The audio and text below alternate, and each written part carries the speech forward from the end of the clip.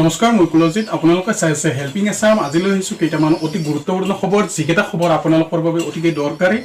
গতিকে ভিডিঅ'টো শেষলৈ চাই থাকিব অলপো স্কিপ নকৰিব খবৰটো হৈছে এনেধৰণৰ যে আমাৰ প্ৰায়ভাগৰে জ্ঞাত কানাড়া বেংক আৰু সিন্ডিকেট বেংক 1 এপ্ৰিলৰ পৰা একেলগ হৈছে কিছুমান মিছা তথ্য প্ৰচাৰ হৈ আছে যে সিন্ডিকেট বেংকৰ কাষ্টমাৰসকলে পুনৰবাৰ মোবাইল নম্বৰ আৰু ইমেইল আইডি ৰেজিষ্টাৰ কৰিব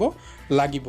কিন্তু কানাড়া বেংকৰ পৰা জনাই দিছে যে যিখিনি সিন্ডিকেট বেংকৰ কাষ্টমাৰ আছে তেওঁলোকে মোবাইল নম্বৰ আৰু ইমেইল আইডি ৰেজিষ্টাৰ কৰিব নালাগে তেওঁলোকৰ পুৰণা মোবাইল নম্বৰ আৰু ইমেইল আইডিতে কন্টিনিউ হৈ থাকিব আপোনালোকে বাৰু জানেনে ভাৰতবৰ্ষৰ সৰ্বমুঠ বভাইন পপুলেশ্যন কিমান আছে বভাইন পপুলেশ্যনৰ ভিতৰত পৰে কেটেল অৰ্থাৎ গৰুখিনি বাফেলো অৰ্থাৎ মহখিনি ইয়াক আৰু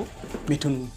department of animal husbandry and ডেইৰীয়ে টুইটাৰ যোগে জনোৱা 2019 চনৰ তথ্য অনুযায়ী 302.7 মিলিয়ন বভাইন পপুলেশ্যন আছে ষ্টেট বেংক অফ ইণ্ডিয়াৰ তৰফৰ পৰা এটা ভাল খবৰ আছে যিখিনি মেনুৱেলি ইনষ্টলমেণ্ট দি আছিলে সিহঁতে ডিফাৰমেণ্ট এপ্লাই কৰিব নালাগে আৰু মৰেটৰিয়াম পিৰিয়ড খতম হোৱাৰ পাছত EMI দিব ষ্টাৰ্ট কৰিলে হ'ব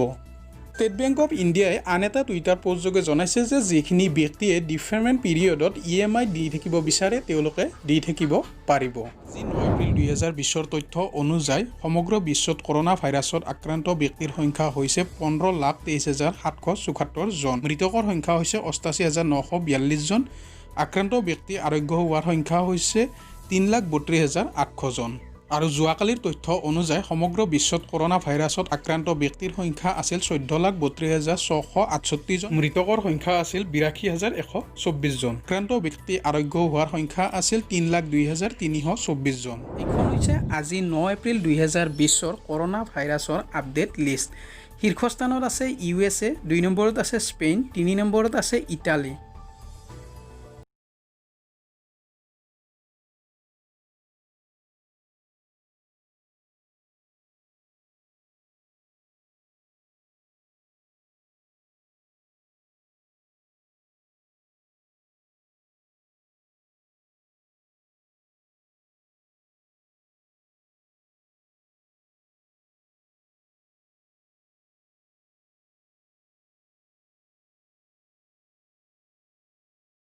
ভাৰতবৰ্ষৰ টোটেল কেছ হৈছে 5,916টা টোটেল ডেথ হৈছে 178টা টোটেল ৰিকভাৰ হৈছে 506টা এক্টিভ কেছ আছে 5,232টা